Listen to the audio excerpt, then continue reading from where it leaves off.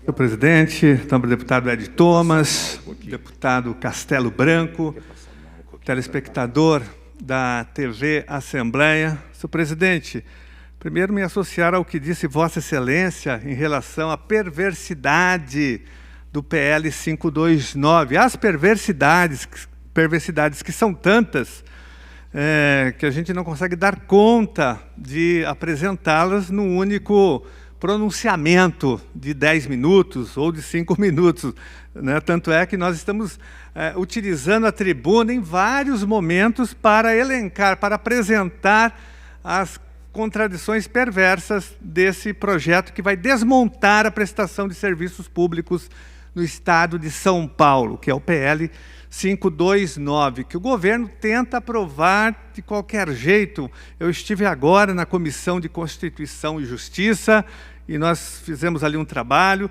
e derrubamos a sessão, obstruímos, mas o governo está jogando peso realmente para aprovar esse projeto. E ele está tão convicto de que o projeto será aprovado, tão ansioso pela sua aprovação, deputado Castelo Branco, que eu recebi aqui 2 documentos mostrando que, mesmo antes da aprovação, o projeto já começou o desmonte dos serviços públicos, ele já está preparando o desmonte. Eu tenho aqui 2 documentos e ele oficializa ainda através de documentos, citando o PL 529 ainda em tramitação na Assembleia Legislativa. Então eu tenho aqui um documento do dia 14 de setembro, que é um documento, senhor presidente, assinado pelo Mauro Ricardo, que é o secretário responsável pela elaboração desse PL 529, o secretário de Projetos, Orçamento e Gestão, Mauro Ricardo, um velho conhecido aí dos servidores públicos, né? Ele é um especialista, ele é contratado justamente para destruir a prestação de serviços públicos e contratado para atacar os direitos e a dignidade dos servidores, deputado Castelo Branco. Essa é a função dele, por onde ele passa, ele faz isso. Eu conheço desde a Prefeitura de São Paulo, quando eu era vereador, ele foi secretário, né, e fez a reforma da Previdência contra os servidores municipais, depois foi secretário aqui do Serra também, prestou um desserviço para os serviços públicos e para os servidores públicos. A gente tem o episódio da sua passagem por uma secretaria no Paraná, quando teve aquele massacre dos professores, quando ele fez a reforma da Previdência no Paraná, e houve um massacre. A polícia militar passou o rolo compressor e espancou professoras. Foi um escândalo, aquilo foi notícia internacional. Ele estava por detrás daquela reforma, então faz parte do currículo dele, né?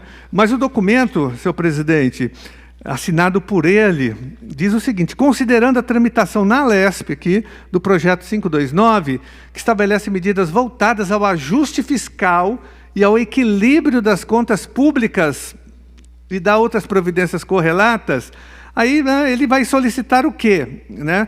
Solicito providências no sentido de elaboração de um plano de desmobilização de cada uma das entidades vinculadas a essa pasta, citadas nos artigos 1º e 2º do projeto de lei 529, ou seja, ele já está preparando a desmobilização. Significa desmanche, significa o fim, significa a destruição da prestação de serviços públicos para a população, na área da saúde pública, na área da habitação popular, na área da pesquisa, do ensino, da extensão, em várias áreas, na área do meio ambiente, que esse projeto é extremamente perverso nesse ponto também. Está aqui o documento, senhor presidente, olha, Secretaria de Projetos, Orçamento e Gestão, que é endereçado a várias secretarias.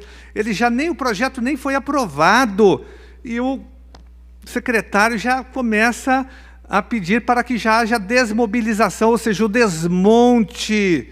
Ele está aqui, ó, desmobilização, um nome bonito, um nome, né, para disfarçar o desmonte, a extinção de serviços públicos importantes. E um outro documento, senhor presidente, é da Coordenadoria de Controle de Doenças, publicado no Diário Oficial. Eles não têm vergonha né, de divulgar um documento como esse. A portaria, essa Coordenadoria de Controle de Doenças publicou a portaria GC/CCD, do dia 16, número 16, é o número da portaria, do dia 25 de agosto. Institui, olha só, o Comitê Transição da Superintendência de Controle de Endemia, SUSEM, para a Coordenadoria e Controle de Doenças e da outras providências.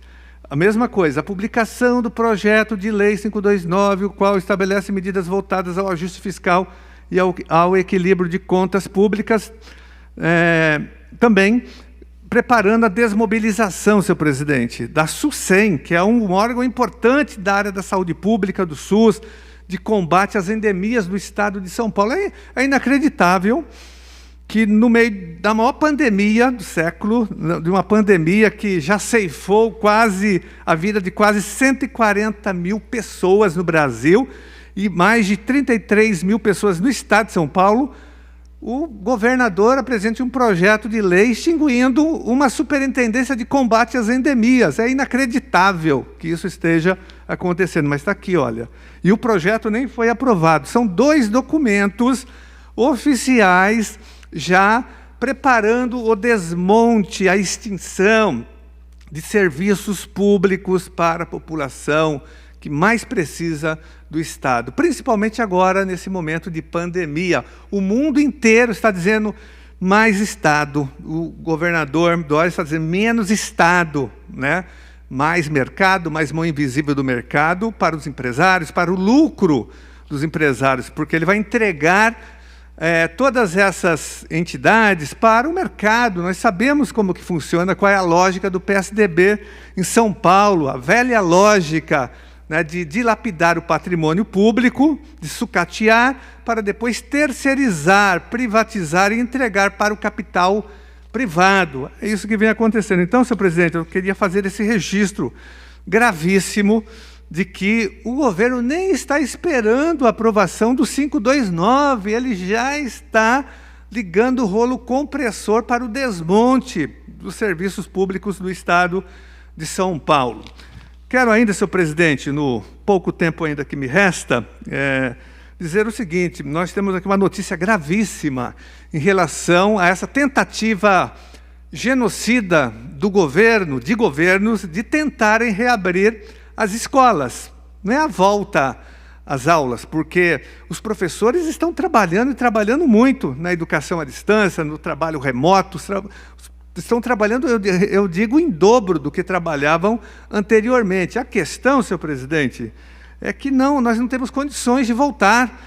Nós estamos vivendo o platô da morte, quase 140 mil pessoas mortas no Brasil. Só no estado de São Paulo, mais de 33 pessoas mortas. A cidade de São Paulo, mais de 13 mil pessoas mortas. E eles querem reabrir as escolas. Isso é mortal, é um genocídio. Então, nós já começamos aqui os efeitos perversos dessa reabertura, senhor presidente. Olha aqui, notícia de hoje em vários jornais. Em Manaus, 5% dos servidores de escolas estaduais foram contaminados. Aqui em um mês eles reabriram. Manaus foi a primeira cidade a reabrir as suas escolas. Então, em praticamente um mês, né, já 5% dos profissionais da educação foram contaminados pelo coronavírus. Em menos de um mês, senhor presidente. Agora eu fico imaginando que essa contaminação também se deu entre os alunos, né, que não manifestam os efeitos do coronavírus, mas transmitem para os seus familiares, para os seus pais, seus familiares, seus vizinhos, né, muitos do grupo de risco.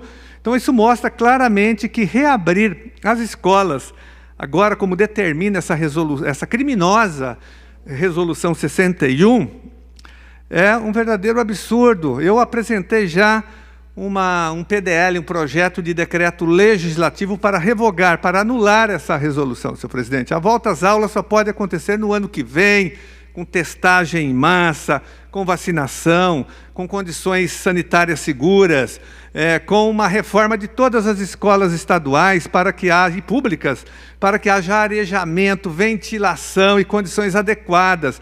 E isso não aconteceu, o Estado não está investindo nessas reformas. Eu não vejo o FDE fazendo reformas, montando um plano com arquitetos, com engenheiros, para reformular a estrutura arquitetônica e física de todas as escolas públicas do Estado de São Paulo, para que daí sim, no ano que vem, esse ano, não haverá volta, senhor presidente, só para concluir, porque não haverá greve geral da educação aqui em São Paulo. Tenho certeza absoluta que os profissionais da educação não voltarão.